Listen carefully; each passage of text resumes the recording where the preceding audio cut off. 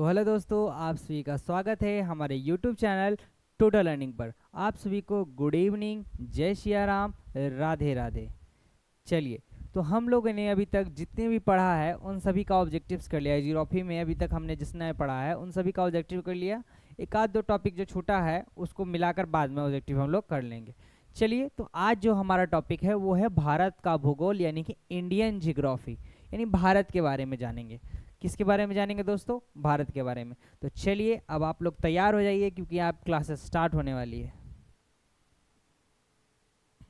चलिए, तो अब हम लोग स्टार्ट करते हैं भारत के भूगोल के बारे में। सबसे पहले आते हैं हम लोग ये ग्लोब देखते हैं। देखो, तो ये ग्लोब देखो, ये एक तरह का ग्लोब है। इसमें कुछ रेखाएं हैं जो आपको पहले भी पढ़ा चुका हूँ। ये लेटी हुई रेखा क्या कहलाती है? अक्षांश रेखा। और लंबवत रेखा क्या कहलाती है? देशांतर रेखा। आप सभी को याद होगा। यानी जो लेटी हुई रेखा है और ये जो लंबवत रेखा है, लंबवत रेखा को हम लोग बोलते हैं लॉन्गिट्यूड। क्या बोलते हैं? लंबवत रेखा को लॉन्गिट्यूड। और जो लेटी हुई रेखा है उसको हम लोग बोलते हैं लैटिट्यूड। हिंदी में भी आप लोगों को हमने बताया है। हिंदी में मैंने क्या बताया है इसको? अक्षांश, सॉरी अक्षांश नहीं, लॉन्गिट्यूड को हम लोग देशांतर बोलते हैं। देशांतर। और अक्षांश किसको बोलते हैं? लैटिट्यूड को। अब ध्यान से देखना, अक्षांश क्या करती है? अक्षांश पृथ्वी को दो भागों में बांटती है। जैसे कि यहाँ पर एक ग्लोब अलग से बनाते हैं, ये ग्लोब है। अक्षांश कैसे होता है? ऐसे सोया हुआ ना जी। तो ये क्या कर रही है? ऊपर में बांट रही है, नीचे में बांट रही है। तो ऊपर में नॉर्थ होता है, नीचे में साउथ होता है। तो ये दो भागों में बांटती है इसको, नॉर्थ हेमिस्फीयर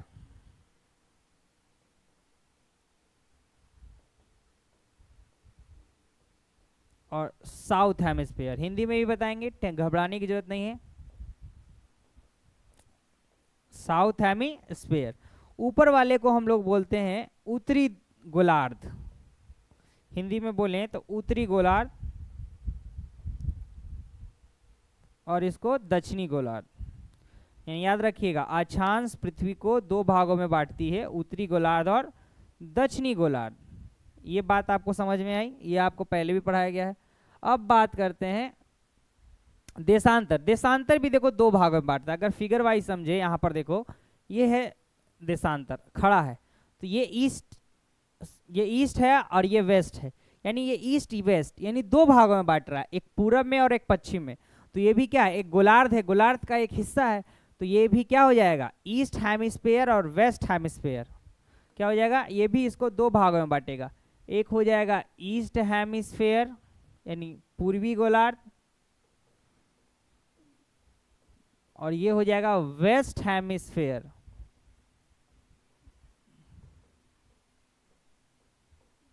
यानी कि पश्चिमी गोलार्ध।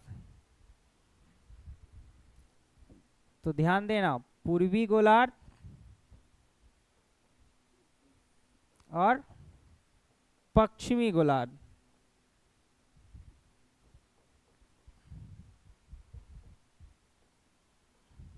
तो याद रखिएगा, भूगोल में पृथ्वी की दो रेखाएं, एक अक्षांश और एक देशांश। देखो, अक्षांश इसको दो भागों में बांटती है, उत्तरी गोलार्ध में और पश्चिमी गोलार्ध, दक्षिणी गोलार्ध में। और देशांतर पूर्वी गोलार्ध और पश्चिमी गोलार्ध में। चलिए, तो अब इसके बारे में हम जानेंगे। ये हमने क्यों समझा, ये पहले भी बनाया है। तो अब आते हैं आगे। देखिए, ये तो हमारा पूरा अर्थ का ग्लोब का पूरा दृष्टि है।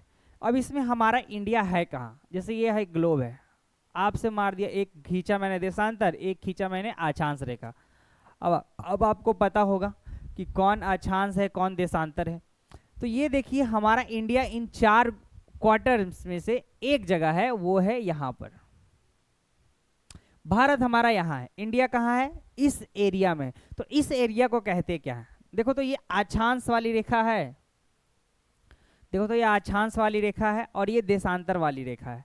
अब देशांतर वाली रेखा है और ये अक्षांश वाली रेखा। ध्यान से देखना, नीचे वाली रेखा है जो अक्षांश वाली है, ऊपर वाली जो खड़ी है वो देशांतर वाली। तो ये कौन सी रेखा है? देशांतर जब खींच देते हैं तो इस साइड कौन सी दिशा होती है?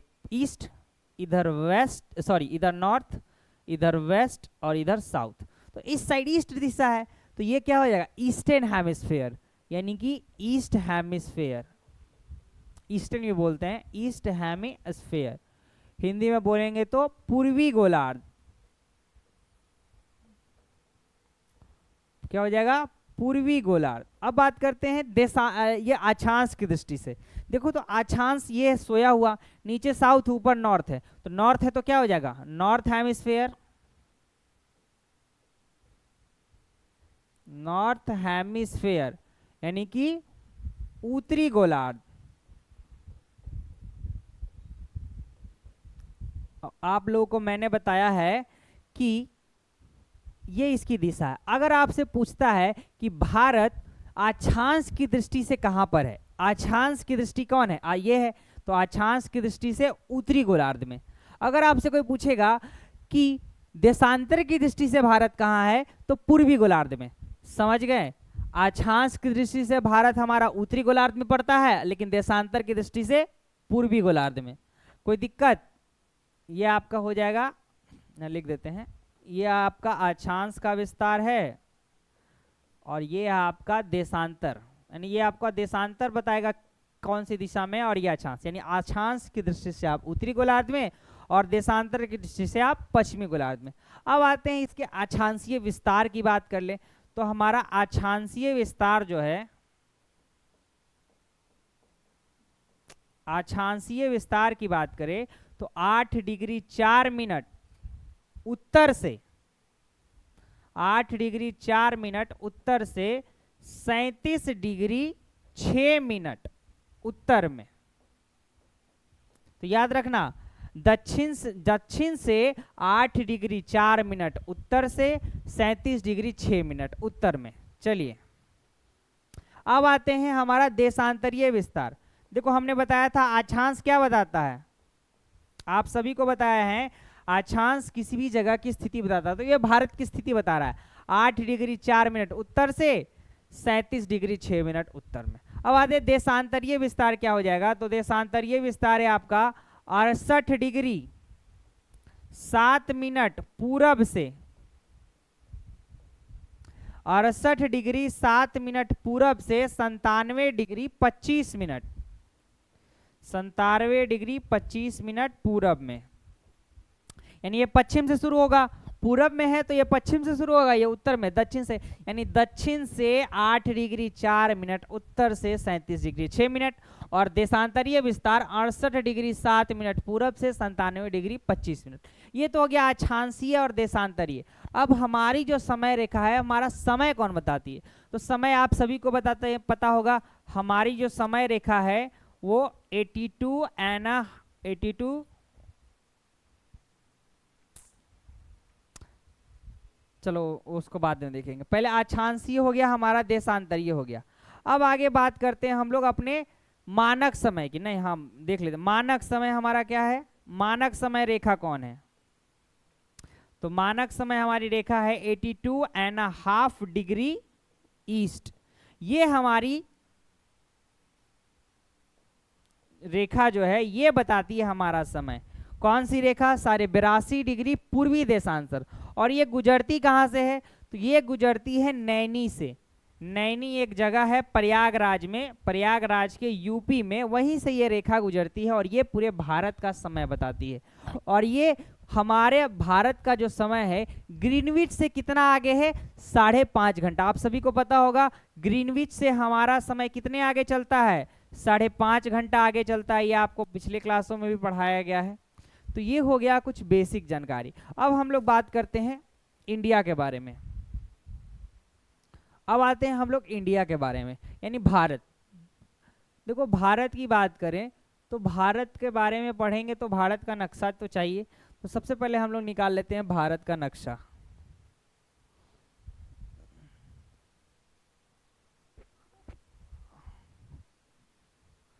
चलिए देखो ये हमारा इंडिया का नक्शा,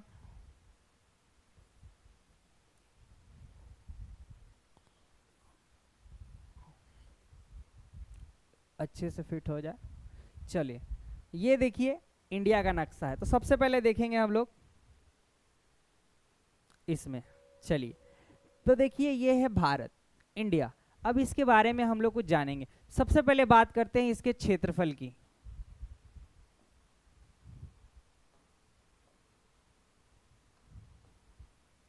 सबसे पहले बात करेंगे हम लोग इसके क्षेत्रफल की। देखो एरिया में बात करें, इस भारत का जो क्षेत्रफल है वो लगभग 34 लाख किलोमीटर, लगभग की बात करें आप लगभग याद रख सकते हैं 34 लाख किलोमीटर स्क्वायर। अगर आपको नहीं याद है तो आप डायरेक्ट भी याद रख सकते हैं, सॉरी 34 लाख लिख दिए क्या, नहीं 32 लाख, 32 लाख किलोमीटर स्क्वायर। अगर आप एग्जैक्ट याद करना चाहते हैं तो 32,87,263 किलोमीटर, 32,87,263 किलोमीटर स्क्वायर आप एग्जैक्ट भी याद कर सकते हैं। ये आप हमारे भारत का क्षेत्रफल है, पूरा क्षेत्रफल।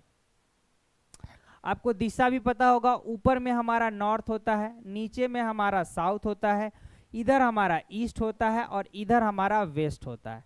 चलिए इधर ईस्ट है इधर वेस्ट। देखिए ये हमारा सबसे उत्तरी क्षेत्र, ये हमारा सबसे दक्षिणी क्षेत्र, ये हमारा सबसे पश्चिमी और ये हमारा पूर्वी। चलिए अब बात करते हैं क्षेत्रफल की। तो क्षेत्रफल हमारा कितना है, 32 लाख किलोमीटर स्क्वायर। लाख लिख गया, भूल गया क्या, 32 किलोमीटर स्क्वायर लिख दिया ना, 32 लाख किलोमीटर स्क्वायर, या फिर आप इसको याद रख सकते हैं 32,87,263 किलोमीटर स्क्वायर। देखिए अब बात करें तो ये तो हो गया। अब क्षेत्रफल है हमारा, तो क्षेत्रफल के अनुसार भारत जो है ना 7वें स्थान पर आता है, यानी 7th प्लेस पर। कौन से प्लेस पर, 7th प्लेस पर आता है एरिया के अनुसार, यानी क्षेत्रफल के अनुसार। लेकिन पॉपुलेशन के अनुसार बात करें तो इंडिया पहले दूसरे पायदान पे आता था। अब कुछ रिपोर्ट्स के आधार पर पता होगा कि भारत को आप कल पहला देश घोषित किया गया है, क्या, जनसंख्या में।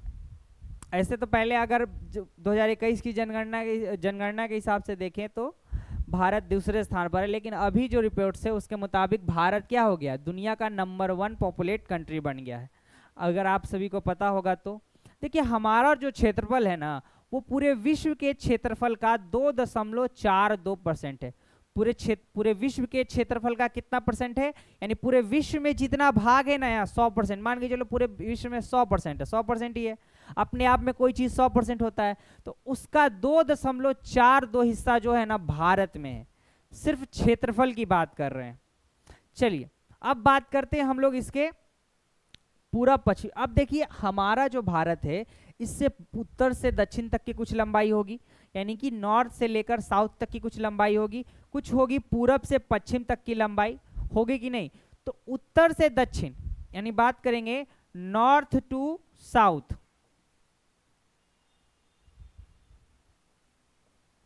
अब बात करेंगे नॉर्थ टू साउथ। अब बताओ उत्तर से दक्षिण तक हमारा कितना एरिया है। आप सभी को पता होगा उत्तर से दक्षिण तक हमारी जो लंबाई है वो 3214 किलोमीटर। आप सभी को पता होगा उत्तर से दक्षिण तक की लंबाई 3214 किलोमीटर और पूरब से पश्चिम की लंबाई 2933 किलोमीटर। यहां लिख देते हैं ईस्ट से वेस्ट, पूरब से पश्चिम कितना है 2933 किलोमीटर। ये है भारत के उत्तर और पूरब से पश्चिम और पश्चिम से पूरब तक की लंबाई है। चलिए अब बात करें, भारत जो है बहुत सारे रेखा बॉर्डर्स बनाता है। देखिए कुछ बॉर्डर्स जो है ये वाटर के साथ बना रहा है, कुछ बॉर्डर्स जो है ये लैंड के साथ, यानी भारत देश जो हमारा है पानी के साथ भी बॉर्डर बनाता है और जमीनी बॉर्डर भी बनाता है। तो जमीनी बॉर्डर कुल 7 देशों को मिलकर बनती है और पानी समुद्र से मिलकर बनी हुई है बॉर्डर। तो आते हैं इसकी लंबाई की बात करते हैं। अब ये जो जमीनी बॉर्डर्स हैं ये सब, ये भारत की जो बॉर्डर्स हैं इसकी लंबाई की बात करें तो ये जो लंबाई है वो है 15,200 किलोमीटर। कितनी है, 15,200 किलोमीटर जो है ये हमारे देश की बॉर्डर की लंबाई है। किसकी लंबाई है, बॉर्डर की। अब आते हैं वाटर की, ये जो हमारा ये जो अब आते हैं वाटर बॉडीज की। अब ये जो पानी है ये पानी है, देख रहे हो ये पानी। अब समुद्र की लंबाई भारत की कितनी है, समुद्र की बात की जाए तो भारत कितने समुद्र से घिरा हुआ है राज्यों से, तो 6100 किलोमीटर, यानी कि 6100 किलोमीटर जो है इसकी वाटर बाउंड्रीज है। अगर द्वीपों को भी जोड़ दें, जो भारत में छोटे छोटे जो द्वीप है जैसे कि अंडमान निकोबार, लक्षद्वीप, इन सभी द्वीपों को मिला दें तो लगभग जो हमारा हो जाता है वो 7516 दशमलव कुछ किलोमीटर होता है, यानी कि एक 6100 में आपका जोड़कर 7516.6 किसको मिलाकर, इस लैंड को, यानी जो भारत के छोटे छोटे द्वीप है उन सभी को मिलाकर भारत की कुल जो पानी से वाटर बॉडीज की जो लंबाई है, लेंथ है बाउंड्री की, वो 7516.6 और पूरे लैंड की कितनी है 15200 किलोमीटर। ये तो हो गया हमारा क्या, जमीन और पानी की बाउंड्री की लंबाई। याद रखना जमीन की आपकी 15200, और अगर राज्य पूछेगा बिना कोई भी इसलैंड का मिला हुआ यानी बिना कोई द्वीप का तो 6100 किलोमीटर, अगर द्वीपों की लंबाई भी जुड़ जाएगी तो 7516.6 किलोमीटर। कोई दिक्कत? अभी हम इसको इरेज कर देते हैं।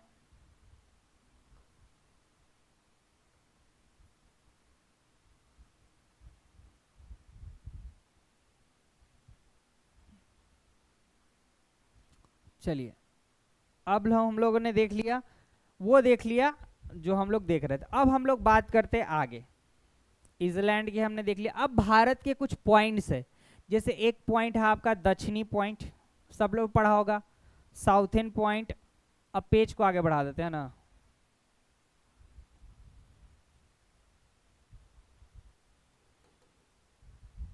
चलिए, अब हमने पढ़ा होगा southern point, eastern point, northern point, तो अब बात करते हैं साउथर्न पॉइंट की। चलिए, देखिए भारत में बहुत सारे पॉइंट है। एक पॉइंट है आपका नॉर्थ में, एक है आपका अंडमान निकोबार में, एक है आपका अरुणाचल प्रदेश में, और एक है आपका गुजरात में, यानी 4 पॉइंट्स हैं, सबसे पूर्वी, सबसे पश्चिमी, सबसे दक्षिणी और सबसे पश्चिमी और सबसे पूर्वी। तो सबसे बात करते हैं सबसे दक्षिणी कौन है, तो सबसे दक्षिणी आपका कहाँ पड़ता है, अंडमान निकोबार में। तो इसका नाम क्या है आप सभी को पता होगा, इसका नाम जो है इंदिरा पॉइंट है। क्या है, इंदिरा पॉइंट। तो भारत का सबसे दक्षिणतम बिंदु कौन, इंदिरा पॉइंट। पहले इसका नाम जो था वो पिग्मिलियन पॉइंट था। भारत का सबसे दक्षिणतम बिंदु इंदिरा पॉइंट, नाम क्या था पहले इसका, पिग्मिलियन, अब इंदिरा पॉइंट है। अब आते हैं पूरब में। पूरब में कहा, सॉरी पूरब बोल रहे हैं, उत्तर में। उत्तर में कौन, लद्दाख। लद्दाख में आपका उत्तरी बिंदु स्थित है जिसका नाम है इंदिरा कौल। इसका नाम क्या है, इंदिरा कौल। तो इंदिरा कौल सबसे उत्तरी बिंदु है और ये आपका स्थित है लद्दाख में। अब बात करते हैं सबसे पूर्वी बिंदु की। सबसे पूर्वी बिंदु जो है आपका किबिथु है। सबसे पूर्वी बिंदु क्या है दोस्तों, किबिथु। और किबिथु जो है ये आपका अरुणाचल प्रदेश में स्थित है। कहाँ है, किबिथु कहाँ है आपका, अरुणाचल प्रदेश में। तो याद रखिएगा किबिथु कहाँ स्थित है, अरुणाचल प्रदेश। और सबसे पश्चिमी जो है, सबसे पश्चिमी, आपको दिशा तो पता होगी, ऊपर में नॉर्थ है, इधर वेस्ट है, इधर ईस्ट है और इधर साउथ है। दिशा तो सबको याद होगी। सबसे पश्चिमी बिंदु की बात करें तो सबसे पश्चिमी बिंदु जो हमारा है गौरमोता है। सबसे पश्चिमी बिंदु क्या है, गौरमोता, ये सबसे पश्चिमी। तो याद रखिएगा उत्तरी इंदिरा कौल, पश्चिमी दक्षिणी इंदिरा पॉइंट, पिग्मिलियन पॉइंट पे इसका पहले नाम था। पूर्वी किबिथु अरुणाचल प्रदेश, गुजरात में पश्चिमी पॉइंट गौरमोता। चलिए, ये आपके कुछ पॉइंट्स हो गए जो सबसे पूर्वी, सबसे पश्चिमी, सबसे दक्षिणी बिंदु है। अब बात करते हैं भारत के कुछ पॉइंट्स की। चलिए, ये तो हो गया भारत के पश्चिमी, पूर्वी, दक्षिणी, आप सभी ने देख लिया। अब बात करते हैं, देखो भारत से एक अक्षांशीय रेखा भी गुजरती है। आप सभी को पता होगा भारत से एक अक्षांशीय रेखा गुजरती है, ट्रॉपिक ऑफ कैंसर, जिसको हम लोग कर्क रेखा भी कहते हैं। क्या कहते हैं, कर्क रेखा। अब बात करते हैं हम लोग कर्क रेखा की।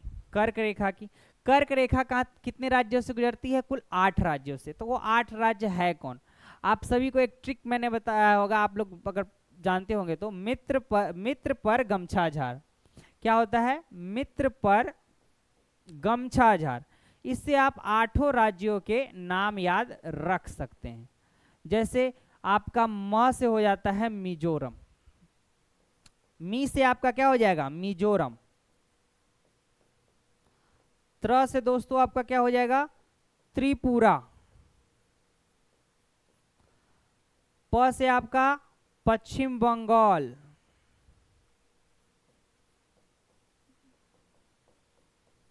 र से आपका राजस्थान, ग से आपका गुजरात,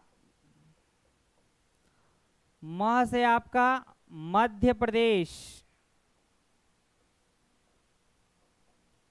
छ से आपका छत्तीसगढ़, और झार से आपका हो जाएगा झारखंड। यानी ये आपके कुल 8 राज्य हैं, 1 2 3 4 5 6 7 8। देखो कौन कौन। अब हम लोग यहाँ फिगर में देखेंगे, फिगर में गुजरात, राजस्थान, मध्य प्रदेश, झारखंड, वेस्ट बंगाल, त्रिपुरा, मिजोरम, 1 2 3, 1 2 3, देखो ना टेढ़ा हो गया ना।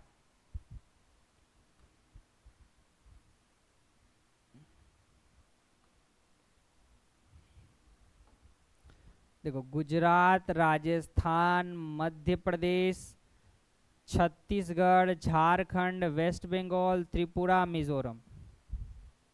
एक पहला राज्य, दूसरा, तीसरा छत्तीसगढ़, चौथा झारखंड, पांचवा, छठा वेस्ट बंगाल, सातवां त्रिपुरा और आठवां मिजोरम। देखो ये 8 राज्य हो गए, गुजरात, राजस्थान, मध्य प्रदेश, छत्तीसगढ़, झारखंड, वेस्ट बंगाल, त्रिपुरा, मिजोरम। इन 8 राज्यों को आप इससे आसानी से याद रख सकते हैं, मित्र पर गमछा झार, यानी मिजोरम, त्रिपुरा, पश्चिम बंगाल, राजस्थान, गुजरात, मध्य प्रदेश, छत्तीसगढ़, झारखंड। ये आप आसानी से इसको याद कर सकते हैं। तो ये हो गए आपके कुल कितने, ये हो गए आपके कर्क रेखा जो भारत के 8 राज्यों से गुजरती है। अब हम इसके बाउंड्रीज की बात करेंगे, अब हम इसके किसकी बात करेंगे, ये हो गया। अब आप लोग इसको नोट कर लिए होंगे। अब हम लोग आगे बढ़ते हैं। अगला है जो पॉइंट है हमारा समुद्र की बॉडीज। भारत के देखिए कुल कितने राज्य हैं जो समुद्र से सटे हुए हैं। 9 स्टेट्स ऐसे हैं जो समुद्र से बाउंड्री बनाते हैं।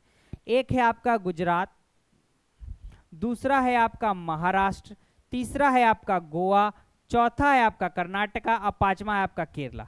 यानी ये दिशा कौन सी है वेस्ट, यानी पश्चिम में कुल कितने राज्य 5 राज्य। एक है जी से गुजरात, एक है आपका महाराष्ट्र, एक है आपका गोवा, एक है आपका कर्नाटका और एक है आपका केरला। यानी ये कुल 5 राज्य हैं जो आपके पश्चिम दिशा में, 4 है जो आपके ईस्ट में पड़ते हैं बे ऑफ बंगाल की ओर। तो याद रखिएगा अरेबियन सी के तरफ 5 राज्य और वेस्ट बंगाल के तरफ, सॉरी वेस्ट बंगाल बोल रहे हैं, बे ऑफ बंगाल के तरफ 4 राज्य। एक है आपका वेस्ट बंगाल, दूसरा है आपका उड़ीसा, तीसरा है आपका आंध्र प्रदेश और चौथा है आपका तमिलनाडु। यानी 5 और 4 मिला के कुल कितने राज्य हो गए 9 राज्य हैं जो बॉर्डर बॉडीज को टच करते हैं। एक हो जाएगा आपका वेस्ट बंगाल, एक हो जाएगा आपका उड़ीसा, एक हो जाएगा आपका आंध्र प्रदेश और लास्ट हो जाएगा आपका तमिलनाडु। तो ये आप ईस्ट में याद कर लीजिए और ये आप वेस्ट में याद कर लीजिए। तो ये हो गए आपके पूर्वी और पश्चिमी समुद्रीय तटीय रेखा। चलिए अब बात कर लेते हैं थोड़ा थोड़ा कुछ अलग पॉइंट्स की। ये आप लोग देख लीजिए। चलिए अब हम लोग बात करते हैं अपने अगले पॉइंट की। अगला पॉइंट जो हमारा है अब है, आप सभी को पता होगा क्षेत्रफल के अनुसार बात करें तो क्षेत्रफल के अनुसार, एरिया के अनुसार भारत का सबसे बड़ा राज्य जो है वो आ जाता है राजस्थान। एरिया के अनुसार ये क्या है सबसे बड़ा, एरिया के अनुसार सबसे बड़ा कौन राजस्थान, और क्षेत्र और सबसे छोटा कौन गोवा। यानी याद रखिएगा अगर आपसे कोई पूछता है कि क्षेत्रफल की दृष्टि से सबसे बड़ा कौन तो राजस्थान,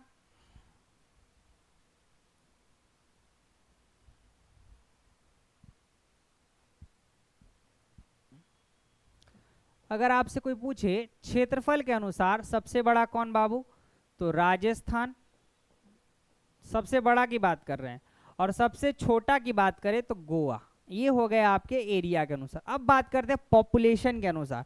पॉपुलेशन की बात करें, अगर जनसंख्या के अनुसार देखें तो सबसे बड़ा राज्य हमारा जो है, पॉपुलेशन की बात करें तो पॉपुलेशन के साथ हमारा सबसे बड़ा यूपी है। यूपी में बहुत बड़ी आबादी रहती है, तो यूपी यानी उत्तर प्रदेश आपका सबसे बड़ा, और सिक्किम जो है आपका सबसे छोटा।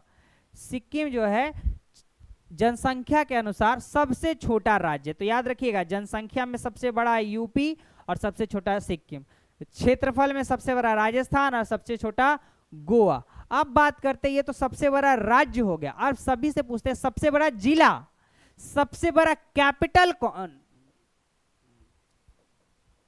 सॉरी कैपिटल बोल रहे हैं, सबसे बड़ी डिस्ट्रिक्ट,